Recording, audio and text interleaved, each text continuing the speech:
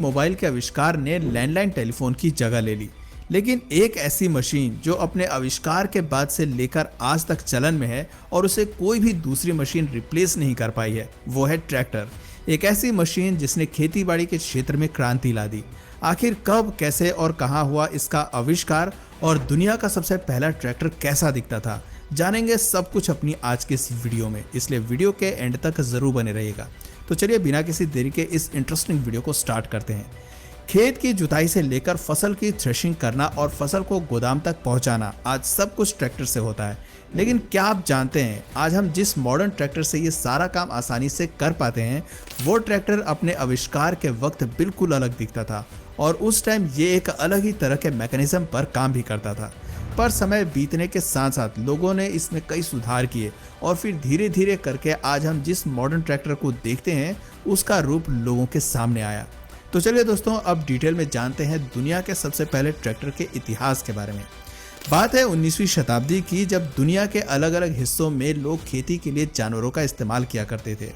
एक तरफ जहां इंडिया में खेती के लिए बैल या भैंस का इस्तेमाल किया जाता था, तो वहीं विदेशों में खच्चर या घोड़े की मदद से खेती की जाती थी। लेकिन इस तरह की खेती में सबसे बड़ी दिक्कत थी जानवरों के देखरेख में होने वाली भारी भरकम खर्च और जानवरों की देखभाल की झंझट, जिसे ध्यान में रखते हुए साल 1812 में रिचर्ड ट्रेथविक नाम के एक इंजीनियर ने दुनिया के सबसे पहले semi portable stationary steam engine का आविष्कार किया। इस मशीन का नाम इन्होंने बार्न इंजन रखा। ये मशीन भाप इंजन से चलती थी और उस टाइम पर इसका इस्तेमाल मकई निकालने वाली मशीन को चलाने के लिए किया जाने लगा। लेकिन फिर जैसे जैसे समय बीतता गया, दुनिया के अलग अलग हिस्सों में रहने वाले आविष्कारकों ने इस मशीन में कई तरह के डेवलपमेंट किए और फिर एक समय ऐसा भी आया जब ब्रिटेन में रहने वाले मंस और गैरेट ने दुनिया का सबसे पहला भाप से चलने वाला ट्रैक्टर बना दिया, जिसका इस्तेमाल डायरेक्ट खेतों की जुताई के लिए किया जा सकता था। इस ट्रैक्टर का इस्तेमाल जोड़े में किया जाता था और इन्हें खेत के दोनों ओर एक तार केबल का इस्तेमाल करके हल को आगे पीछे खींचने के लिए किया जाता था। लेकिन इनके अंदर ये प्रॉब्लम थी कि ये इंग्लैंड के हैवी वेट सॉइल पर उतनी तेजी से काम नहीं कर पाते थे जितनी तेजी से घोड़े करते थे, जिस वजह से लोग खेतों की जुताई के लिए इनके बदले में घोड़ों का इस्तेमाल करना ज़्यादा किफ़ायती और फायदेमंद समझते थे। लेकिन वहीं दूसरी तरफ यूनाइटेड स्टेट्स की मिट्टी इस ट्रैक्टर को चलाने के लिए ज़्यादा सही थी, इसीलिए यूनाइटेड स्टेट्स में इनसे खेतों की जुताई करना शुरू हो गई और इस तरह से यूनाइटेड स्टेट्स में इन स्टीम ट्रैक्टर्स का इस्तेमाल 20वीं शताब्दी में तब तक किया गया जब तक कि भरोसेमंद इंटरनल कंबशन इंजन का आविष्कार नहीं कर लिया गया। अब दोस्तों, ये तो थी स्टीम से चलने वाले ट्रैक्टर की कहानी, लेकिन आज हम जिस ट्रैक्टर का इस्तेमाल करते हैं वो स्टीम से नहीं बल्कि फ्यूल से चलता है, जिसे सबसे पहले जॉन चार्टर ने बनाया था। साल 1889 में इल्यूनियस में रहने वाले जॉन चार्टर ने सिंगल सिलेंडर ऑटो इंजन्स को एक रमली स्टीम इंजन चेसिस के साथ कंबाइन करके पहला गैसोलीन से चलने वाला ट्रैक्टर बनाया। लेकिन वहीं दूसरी तरफ साल 1892 में यूनाइटेड स्टेट्स ऑफ लोआ में रहने वाले जॉन फ्रोलिच ने भी गैसोलीन से चलने वाला एक ट्रैक्टर बना लिया। हालांकि जॉन फ्रोलिच ने जो गैसोलीन ट्रैक्टर बनाया उसे बनाने का तरीका जॉन चार्टर से बिल्कुल अलग था, यानी कि जॉन फ्रोलिच ने जॉन चार्टर की नकल नहीं की थी। लेकिन दोस्तों, यहाँ इससे भी ज़्यादा इंटरेस्टिंग बात यह है कि जॉन फ्रोलिच अपने नाम गैसोलीन ट्रैक्टर का पेटेंट करवाने में सक्सेसफुल हो जाते हैं, क्योंकि उनसे पहले जॉन चार्टर ने अपने गैसोलीन ट्रैक्टर का पेटेंट नहीं करवाया था। एंड यही वजह है, अगर आप आज गैसोलीन ट्रैक्टर के आविष्कारक का नाम सर्च करेंगे तो आपको ज़्यादातर जगहों पर जॉन फ्रोलिच का नाम ही देखने को मिलेगा, ना कि जॉन चार्टर का। खैर, गैसोलीन ट्रैक्टर का पेटेंट अपने नाम करवाने के बाद जॉन फ्रोलिच ने अपनी एक कंपनी खोली, लेकिन शायद किसी ने भी इनके महंगे ट्रैक्टर्स को नहीं खरीदा, जिस वजह से 3 सालों के अंदर ही इनकी कंपनी बंद हो गई। पर इससे इनके ट्रैक्टर के डेवलपमेंट पर कहाँ असर पड़ने वाला था। साल 1896 में ब्रिटेन में रहने वाले हर्बर्ट एक्रोयड स्ट्रॉट ने ऑयल इंजन ट्रैक्टर का निर्माण किया। इस ट्रैक्टर की शक्ति 20 हॉर्स पावर की थी और इस ट्रैक्टर ने ब्रिटेन के इतिहास में एक महत्वपूर्ण रिकॉर्ड दर्ज किया।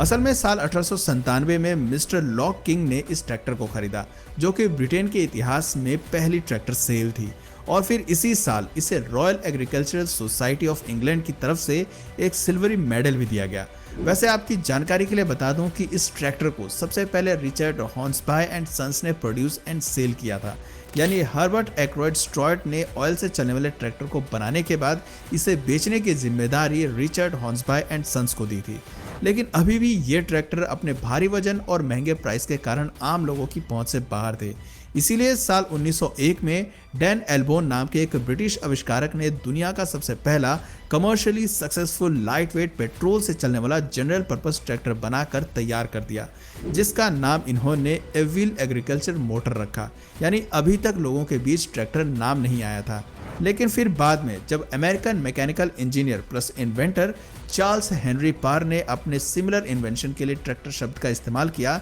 तब जाकर लोगों के बीच ट्रैक्टर शब्द का इस्तेमाल होने लगा। वैसे बात अगर एविल एग्रीकल्चरल मोटर की करें तो इसमें मॉडर्न ट्रैक्टर की तरह सॉलिड रबर टायर का एक फ्रंट व्हील और 2 रियर व्हील्स लगे हुए थे। इसके साथ ही इसके इंजन में वाटर कूलिंग की भी व्यवस्था थी, जो कि थर्मोसिफोन इफेक्ट पर बेस्ड थी। इसके अलावा इसमें एक फॉरवर्ड और एक रिवर्स गियर भी लगा हुआ था। एंड आपकी जानकारी के लिए बता दूं कि डैन एल्बोन के द्वारा बनाया गया ये ट्रैक्टर इतना बड़ा हिट था कि साल 1903 और 1904 में रॉयल एग्रीकल्चर शो के तरफ से इसे मेडल दिया गया था, और साथ ही उस टाइम पर ऐसे 500 ट्रैक्टर्स को बनाकर पूरी दुनिया भर में एक्सपोर्ट भी किया गया। दोस्तों, इससे आप अंदाजा लगा सकते हैं कि एविल एग्रीकल्चर मोटर अपने वक्त पर कितना ज़्यादा सक्सेसफुल था। वहीं बात अगर अमेरिका के पहले सक्सेसफुल ट्रैक्टर की करें तो इसे साल 1903 में चार्ल्स वॉल्टर हार्ट और चार्ल्स हेनरी पार ने साथ मिलकर बनाया था। हाँ दोस्तों, चार्ल्स हेनरी पार वही आविष्कारक हैं जिन्होंने सबसे पहले ट्रैक्टर को ट्रैक्टर का नाम दिया था। एंड यहाँ आपकी जानकारी के लिए बता दूं कि ट्रैक्टर शब्द को एक लैटिन वर्ड ट्रैक्ट से बनाया गया है, जिसका मीनिंग होता है खींचना। अब हालांकि चार्ल्स वॉल्टर हार्ट और चार्ल्स हेनरी पार ने जो ट्रैक्टर बनाया था वो 2 सिलेंडर वाला होने के साथ साथ गैसोलीन से चलता था, लेकिन इसकी एक खास बात ये थी कि ये एक unique hit and miss firing cycle पर चलता था, जो कि बेल्ट पर 30 हॉर्स पावर और ड्रॉ बार 18 हॉर्स पावर की शक्ति को पैदा करता था। और फिर इस तरह से धीरे धीरे डेवलपमेंट के साथ साथ छोटे छोटे और अफोर्डेबल ट्रैक्टर्स ब्रिटिश और अमेरिकन मार्केट में इंट्रोड्यूस होते चले गए, जिससे कुछ ही सालों में ब्रिटिश और अमेरिकन किसानों ने इसका इस्तेमाल करना शुरू कर दिया और उनके बीच ट्रैक्टर एक नॉर्मल खेतीबाड़ी की मशीन बन गई। वही बात अगर अपने भारत की करें तो आज़ादी के बाद भी हमारे देश में खेतीबाड़ी के लिए ट्रैक्टर का इस्तेमाल सिर्फ बड़े राजघराने वाले और जागीरदार किया करते थे, और उस टाइम मेनली रशिया से ट्रैक्टर को इंपोर्ट करके भारत लाया जाता था। और दोस्तों, अगर आप यहाँ सोच रहे हैं कि ट्रैक्टर्स को तो सिर्फ अमेरिका और ब्रिटेन में ही डेवलप किया जा रहा था, तो आपकी जानकारी के लिए बता दूं कि जब एक बार ट्रैक्टर चलन में आ गया तो दुनिया के सभी बड़े देश अपने यहाँ बनाने लगे थे, और इन्हीं देशों में से एक रशिया भी था, जहाँ से अमीर लोगों के लिए भारत में ट्रैक्टर लाया जाता था। लेकिन समय बीतने के साथ साथ जैसे ही भारत में हरित क्रांति का आगाज होता है, बड़ी बड़ी विदेशी ट्रैक्टर बनाने वाली कंपनियां भारत में आ जाती हैं, जिससे कि कुछ ही सालों के अंदर भारत में भी ट्रैक्टर का निर्माण शुरू हो जाता है। एंड फिर इस तरह से धीरे धीरे करके भारत के छोटे किसानों के बीच ट्रैक्टर से खेती करना आम बात हो जाती है। अब दोस्तों, हालांकि भारत में ट्रैक्टर निर्माण का काम दूसरे देशों के कंपैरिजन में काफ़ी देर से शुरू हुआ था, लेकिन आज मुझे ये बताते हुए काफ़ी